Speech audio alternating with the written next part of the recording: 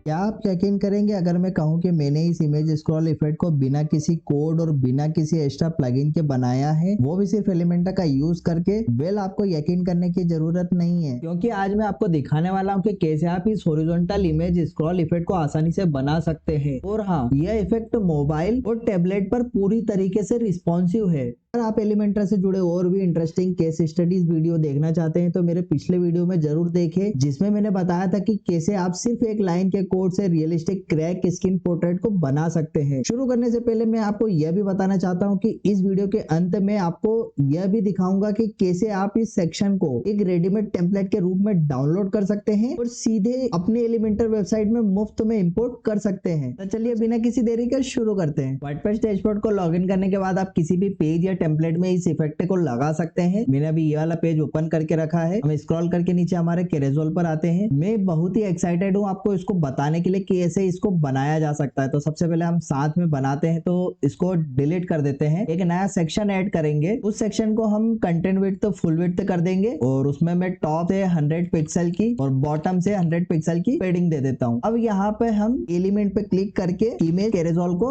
Search करेंगे। Image कैरेजोल लगाने के बाद में आप उसमें इमेजेस डाल देते हैं। मैं ये 6 इमेजेस डाल देता हूँ और इसको गैलरी को पब्लिश कर देते हैं। अब उसके बाद में इमेज रिजोल्यूशन पर आते हैं, इसको सेट कर देते हैं full width. Slide to show में हम 6 कर देते हैं और स्लाइड टू स्क्रॉल में हम 1 कर देते हैं। अब उसके बाद में यहाँ नेविगेशन पर आते हैं और इसको नन कर देंगे। एडवांस ऑप्शन में आएंगे, ऑटो प्ले को ऑफ कर देंगे और इनफिनिट लूप को भी ऑफ कर देंगे। हमें इसकी कोई रिक्वायरमेंट नहीं है। अब स्टाइल में आते हैं। स्टाइल में आने के बाद में यहाँ स्पेसिंग का ऑप्शन दिखेगा, आप इसको कस्टम पर सेट कर दीजिए और इमेज स्पेसिंग को हम यहाँ पे 10 पिक्सल का दे देते हैं। हमें कोई बॉर्डर नहीं चाहिए। अगर आप बॉर्डर ऐड करना चाहे तो आप बॉर्डर भी ऐड कर सकते हैं, बट इसकी कोई जरूरत नहीं है। चाहे तो आप ऐड कर दीजिए या फिर नहीं कर सकते। यहाँ पे मैं रेडियस दे देता हूँ 10 पिक्सल की। अब इसको देखते हैं, ये देखिए, ठीक है। अब ये प्रॉपर तरीके से दिखने लगा है। उसके बाद में हम यहाँ पे एडवांस में आएंगे। यहाँ पे हम इसको डुप्लीकेट कर देते हैं और ये वाला भी डुप्लीकेट कर देते हैं। हमें 3 रो में लगाना है। आप चाहे तो 4 भी कर सकते हैं या 2 भी कर सकते हैं, ये आपके ऊपर है। अब उसके बाद में हम सेक्शन को सिलेक्ट करते हैं। यहाँ देखते हैं कि यहाँ जो स्पेसिंग हमें दिख रही है वो ज्यादा है, तो हमें सेक्शन को सिलेक्ट करना है, लेआउट पर आना है। यहाँ पे आपको लेआउट पे आने के बाद में गैप दिखेगी, हम इसको भी दे देते हैं 10। अब हमारे यहाँ पे चारों तरफ से पेडिंग सेम हो गई है, तीनों रो के बीच में भी और उनके इमेजेस के बीच में भी 10-10 पिक्सल की। एक बात का ध्यान रखिएगा, ये एलिमेंटर कंटेनर पे बन रहा है, तो आप उस बात का तो आप ये इंश्योर कर लें कि आपका एलिमेंटर कंटेनर ऑन है। अगर आपको नहीं पता एलिमेंटर कंटेनर को कैसे ऑन करते हैं तो मैं आपको बता देता हूँ। आपको डैशबोर्ड पर आना है, एलिमेंटर पर आना है। यहाँ से आप सेटिंग्स पर आएंगे। सेटिंग्स पे आने के बाद में आप यहाँ फीचर पे आएंगे, स्क्रॉल करेंगे तो आपको यहाँ पे कंटेनर का ऑप्शन मिल जाएगा। आप इसको सिंपली एक्टिवेट कर दीजिए और नीचे आके आप इसको सेव कर सकते हैं। अब हम इसको एक बार पब्लिश कर देते हैं और इसको हम चेक करते हैं फ्रंट एंड पे। ये देखिए, ये अभी हमने इमेजेस लगा दी है। अभी प्रॉपर तरीके से ये दिख रही है, कोई एक्स्ट्रा गैप नहीं है लेफ्ट और राइट साइड में। बट अभी हमारी इमेजेस अभी मूव नहीं हो रही है और हमें अभी इमेजेस चेंज भी करना है। तो सबसे पहले हम इमेजेस चेंज कर देते हैं। इसको क्लिक करेंगे, गैलरी इमेजेस पे एडिट करेंगे,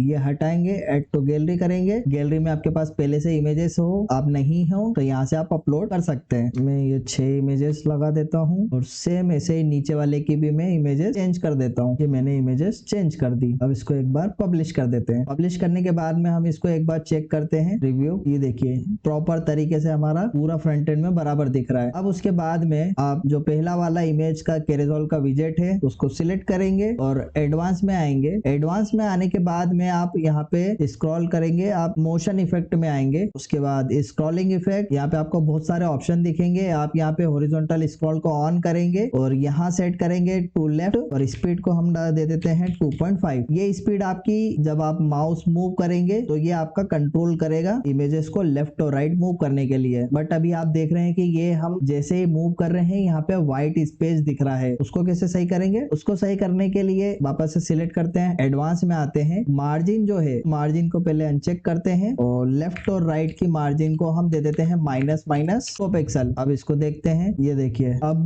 वो व्हाइट स्पेस नहीं दिख रहा है। जब तक हमारा स्क्रॉल चलेगा तब तक वो व्हाइट स्पेस नहीं दिख रहा है। अगर आपको अभी भी व्हाइट स्पेस दिख रहा है तो आप मार्जिन बढ़ा सकते हैं या फिर इमेज की क्वांटिटी को बढ़ा सकते हैं। अभी हमने 6 इमेजेस ली थी तो आप यहाँ पे 7 इमेजेस भी कर सकते हैं, बट उससे ज्यादा कोई फर्क पड़ेगा नहीं। उसके लिए फिर आपको यहाँ पे 7 इमेजेस को दिखाना पड़ेगा क्योंकि स्लाइड टू शो आपकी 6 ही है इसलिए। अब सेम हम इसको राइट क्लिक करते हैं, कॉपी करके इसको पेस्ट कर देते हैं बाकी इमेज के रिजॉल्व में भी। ये हमने इसकी कॉपी स्टाइल करके लेफ्ट और राइट की इसमें पेस्ट कर दिए, बट अभी ये मूव नहीं हो रहे। हम चेक करते हैं, उसको सही करने के लिए वापस सिलेक्ट करेंगे, एडवांस में आएंगे, एडवांस में आने के बाद मोशन इफेक्ट में आएंगे, इस पे जाएंगे और इसको हम दे देते हैं राइट। ये देखिए ये मूव करने लगा है। सेम ऐसे ही थर्ड वाले को भी हम जाएंगे एडवांस में, मोशन इफेक्ट, और इसको दे देते हैं हम टू लेफ्ट। एक बार चेंज कर देते हैं, ये देखिए ये भी मूव करने लगा। आप यहाँ पे चाहे तो इसकी स्पीड को 3 भी दे सकते हैं, थोड़ा फास्ट चलेगा एज कम्पेयर टू ऊपर वाला, क्योंकि वो दोनों सेम सेम हो जाएंगे। यहाँ पे आप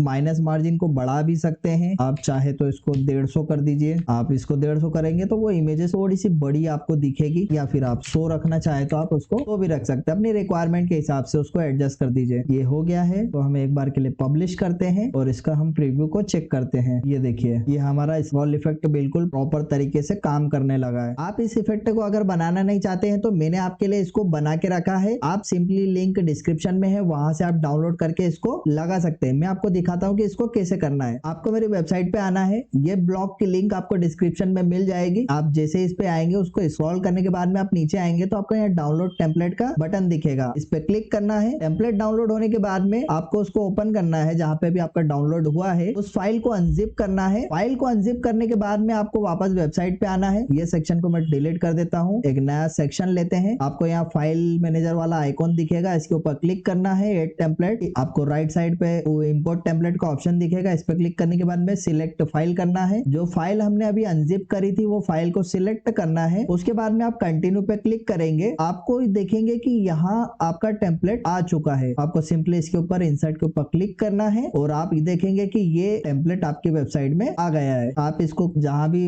पोजीशन आपको सेट करना है आप इससे पोजीशन को सेट कर सकते हैं और उसके बाद में पब्लिश करेंगे। और आप पब्लिश करने के बाद में आप देखेंगे कि आपका ये इमेज स्क्रॉल इफेक्ट आपकी वेबसाइट में लग चुका है। तो दोस्तों यही था एलिमेंटर में हॉरिजॉन्टल इमेज स्क्रॉल इफेक्ट लगाने का तरीका। आज के वीडियो में बस इतना ही। आपको अगर वीडियो पसंद आई तो लाइक और शेयर करें और सब्सक्राइब करना ना भूलें। साथ ही अगर आपके पास कोई सवाल है या फिर अपने आइडियाज शेयर करना चाहते हैं तो नीचे कमेंट जरूर करें। तो मिलते हैं अगले वीडियो में, तब तक के लिए हंसते रहिए, मुस्कुराते रहिए। Thank you for watching.